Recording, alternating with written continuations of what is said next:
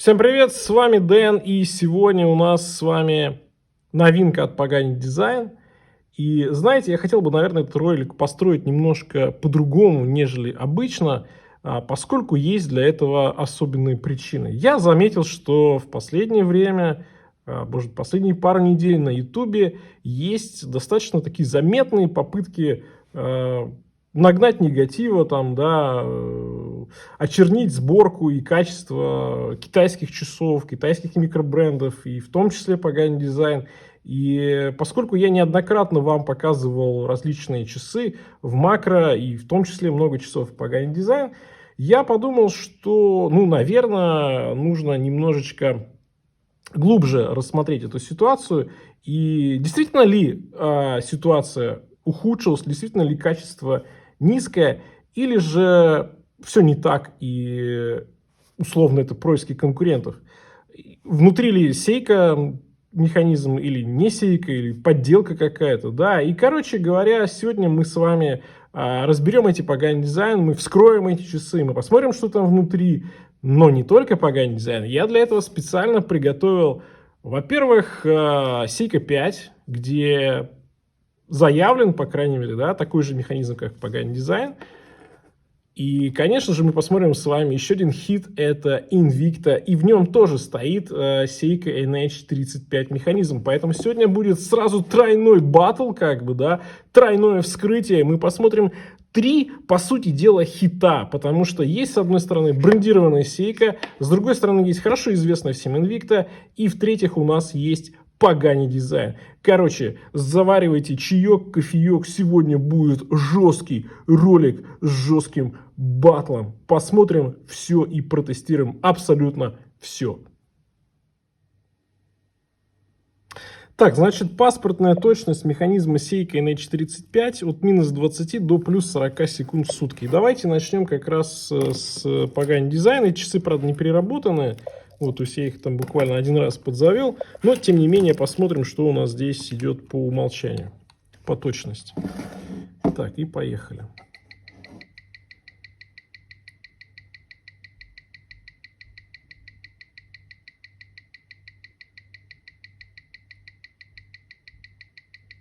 Ну, как видите, да, тут 22 секунды в сутки.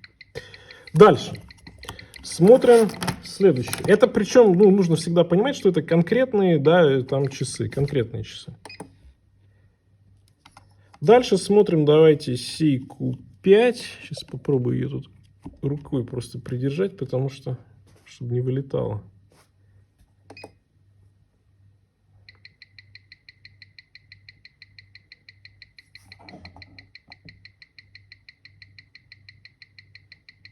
Seiko 5 у нас немножко приработана уже. Здесь точность практически в ноль идет. В одном положении буду тестировать, чтобы не удлинять ролик. Короче, понятно.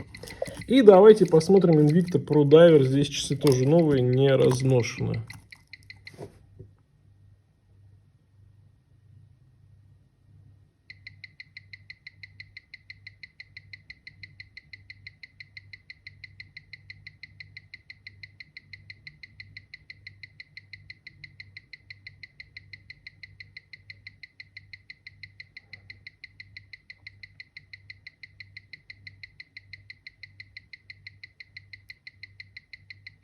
Тут что-то совсем колбасит. Минус 6, плюс 37. Короче, я думаю, что, наверное, в случае Pagani и Invicta немножко нужно часы приработать, да, будут они получше идти. Seiko показывает, что, в принципе, этот механизм может идти даже в ноль. Так, значит, давайте вскрывать. Начнем мы с Pagani. Дальше потом я покажу, естественно, макро, но для начала просто вскроем все эти три модели и посмотрим, что у нас там внутри. Какой там у нас, собственно, механизм. Какой у нас там механизм. Заявлен везде Seiko NH35. И для тех, кто не знает, да, что это такое, я еще раз специально расскажу. Значит, Seiko производит механизм, который называется 4R. 4R в собственных часах начального уровня используется. под таким брендированием. Если они продают его на сторону, то его называют уже NH35. Его производит компания SII TMI. Это Seiko Instrument Incorporated. И производство это находится в Малайзии. Механизм этот абсолютно одинаковый. Я говорю, что только брендирование здесь отличается. Соответственно, на часах Seiko сзади на роторе написано Seiko. На часах, которые с третьим лицом поставляются, там написано TMI. NH35, там либо 35A, ну и в зависимости от модификации, соответственно, механизма. Значит, здесь у нас задняя крышка стальная, да. Здесь я вот пальцем провожу, здесь какие-то вмятинки есть в задней крышке, но я не вижу никакой здесь грязи. Дальше смотрим, у нас здесь механизм. Что у нас на механизме написано? У нас написано, собственно, SII, это как раз Seiko Instruments Incorporated, NH35A, 24 камня. Вот этот механизм. Пластиковое проставочное кольцо стандартное для большинства производителей в начальном сегменте, а некоторые не в начальном сегменте такое дело ставят. Можно даже вспомнить такой Aquaracer. Дальше покажу механизм в макро. Ну, честно говоря, я вот пока что здесь какого-то чего-то критичного не наблюдаю. Давайте посмотрим, что у нас, собственно, у других товарищей есть. Что у них под задней крышкой и как это все дело выглядит. Здесь у нас, соответственно, Seiko 5. Так, давайте приложим здесь и посмотрим, как у них это дело обстоит.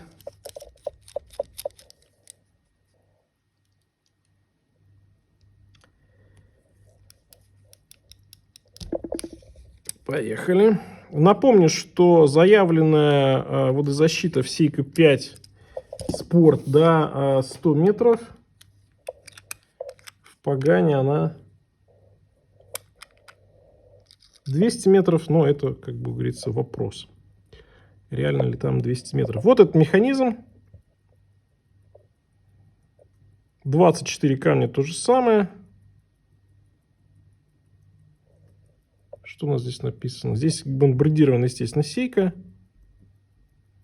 Seiko Time Corporation 4R35.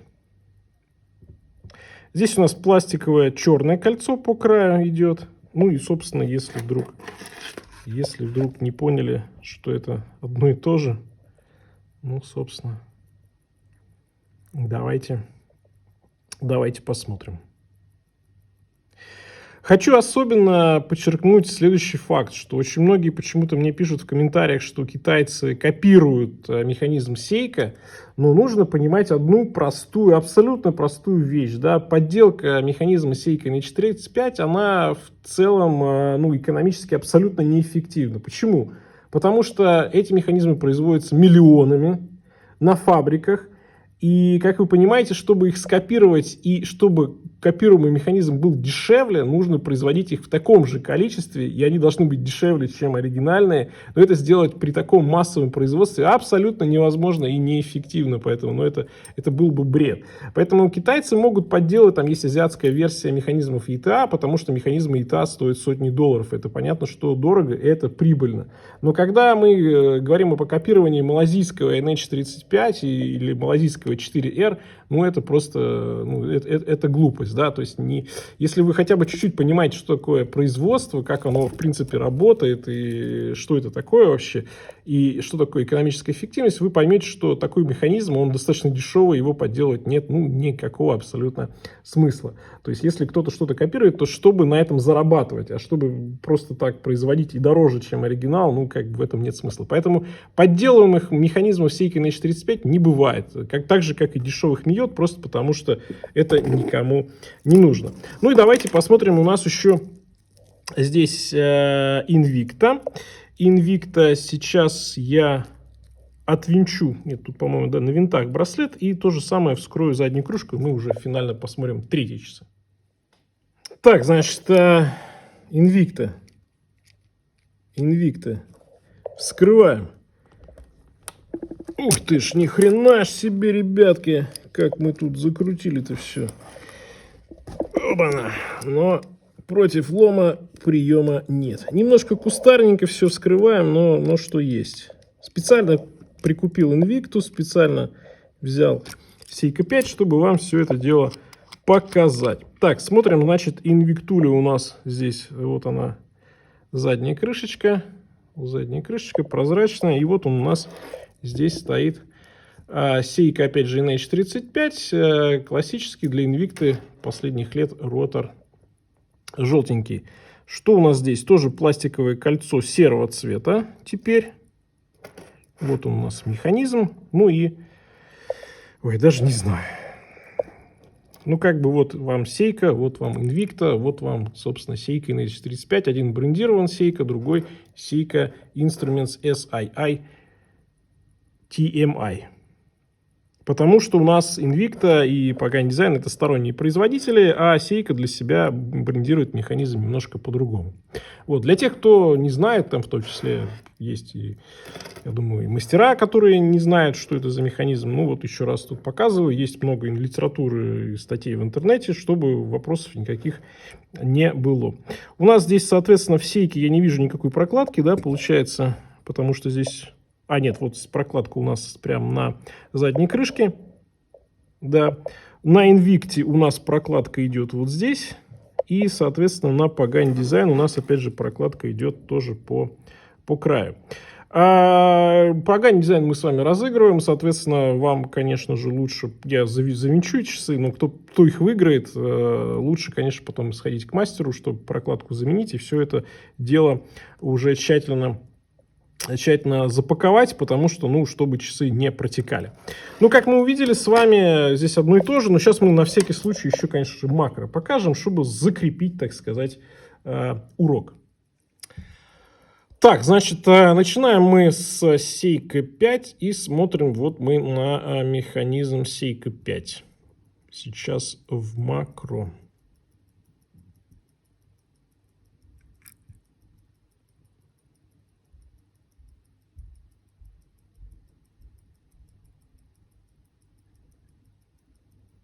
Ну, комментировать не буду, я думаю, вы сами все для себя поймете, да?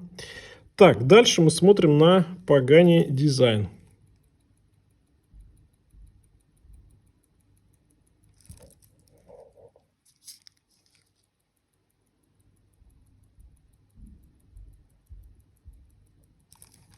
Так.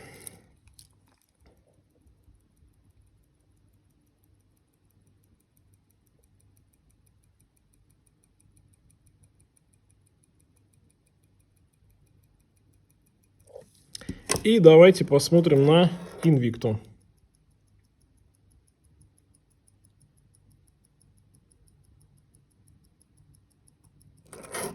Ротор красив, конечно, нас сейчас конкретно интересует не ротор, а отделка, царапинки.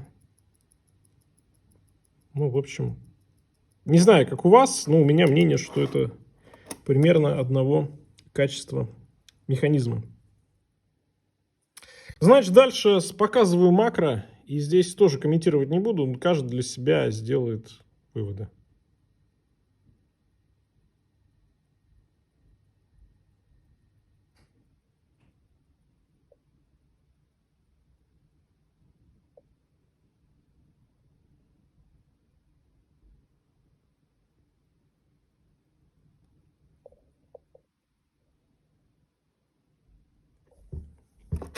Дальше Invicta.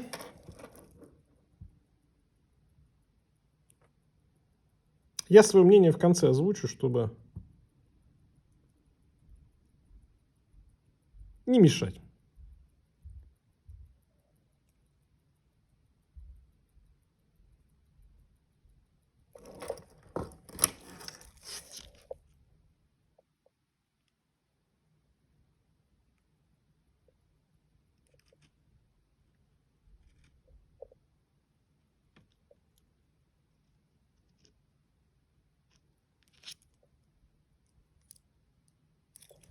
Так, окей.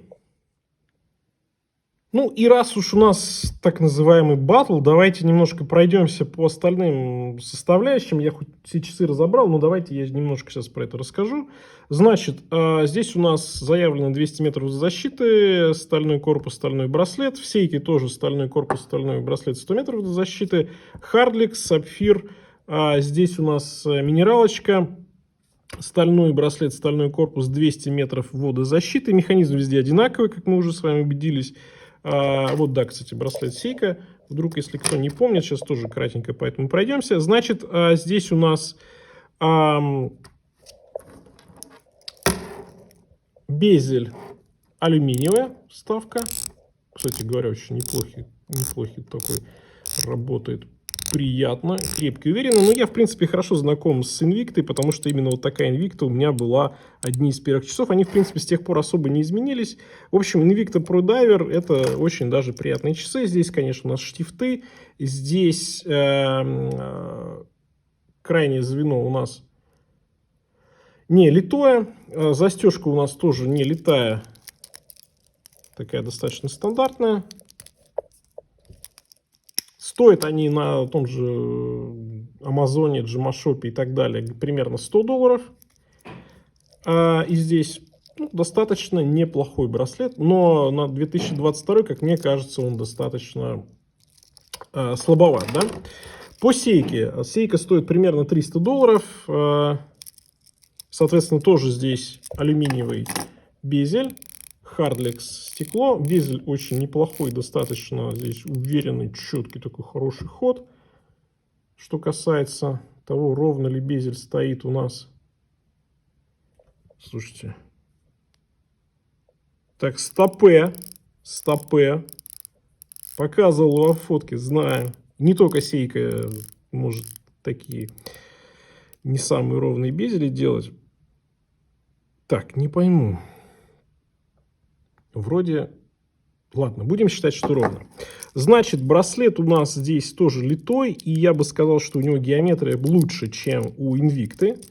Застежка то же самое, абсолютно дешевенькая штамповка, и хуже, чем у Invicta. Все-таки у Invicta поприятнее она, а вот сами звенья, наверное, здесь островаты, здесь плюс-минус одно и то же. Может быть, звенья поинтереснее у Invicta, застежка, наверное, тоже лучше у Invicta. А вот геометрия лучше у сейка, значительно причем. Значит, по погане у нас тоже, наверное, примерно такой же острая внутренняя часть. Звенья чуть получше Invicta, но, наверное, похуже, чем у сейка. По полировке, я думаю, здесь примерно одно и то же. Застежка у погани, конечно же, интереснее, потому что она литая. Ну и здесь безель в данном случае отсутствует.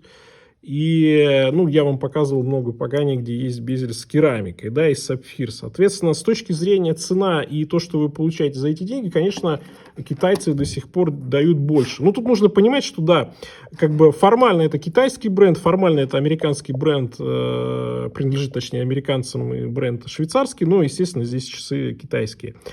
Сейка японский бренд, но, опять же, собирается эта модель в Азии, здесь же у нас не версия J, не японская, да, здесь у нас обычная версия азиатская. Поэтому как бы плюс-минус все часы азиатские, по характеристикам погани, естественно, впереди. Вопрос в контроле качества.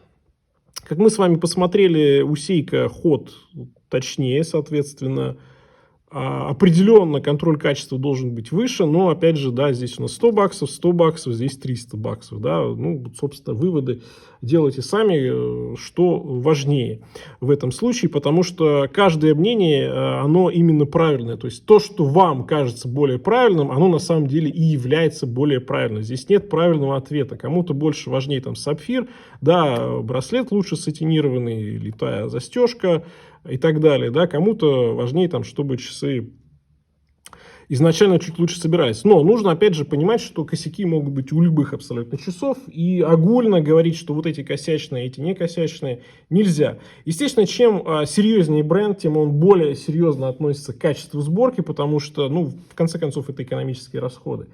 И опять же здесь вот эти риски, они ложатся на покупателя. Вот, с точки зрения отделки, я не скажу, что здесь есть какой-то определенный лидер. Есть косяки по циферблату, как мы видели на макро на Сейке, а некоторые косяки есть на Пагане, есть косяки на Инвикте, и поэтому я хочу сказать, что все трое часов весьма и весьма неплохие. Своих денег, безусловно, каждая из этих моделей стоит.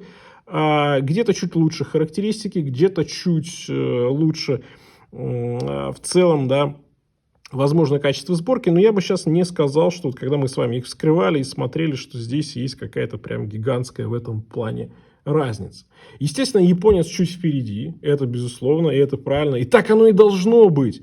Но намного ли от него отстает Invicta и Pagani Design? Вопрос открытый, вопрос для вас, отвечайте на него сами. Но, опять же, хочу сказать, наверное, подытожить уже то, что сейчас мы с вами рассматривали. Все-таки всегда пропускайте через, скажем так, критическое ваше мышление то, что вам показывают во многих роликах. Потому что нужно понимать одну важнейшую вещь. Когда сейчас идет передел рынка, и когда очень многие бренды, изначально продающие свои часы дорого, они пытаются остаться на этом уровне, и им, конечно же, нужно забить, задавить, захейтить своих конкурентов. И поэтому батлы в интернете будут только увеличиваться. Постановы, батлы, негатив, все это будет, безусловно. Вы делайте свое независимое мнение по всем этим вопросам. Лучше посмотреть разные источники, разные версии и, в конце концов, посмотреть самому. И сделать выбор для себя, что важнее вам. Вот, не забываем ставить царские лучшие на ютубе лайки. Напишите, какие из этих 3 часов вы считаете наиболее интересные, наиболее подходящие лично вам. Я на этом с вами прощаюсь. Всем пока. С вами был Дэн. Увидимся. Ну что, вы реально думали, что я вот как бы не заострю внимание на крайнем звене браслета? Это вот Invicta у нас, да, оно у нас, соответственно, штамповка, то же самое по Сейке. У Pagani здесь литой. Что-то браслет не разваливается, не знаю, что с ним делать. Подскажите, что делать, да? Здесь, кстати говоря, браслет на винтах.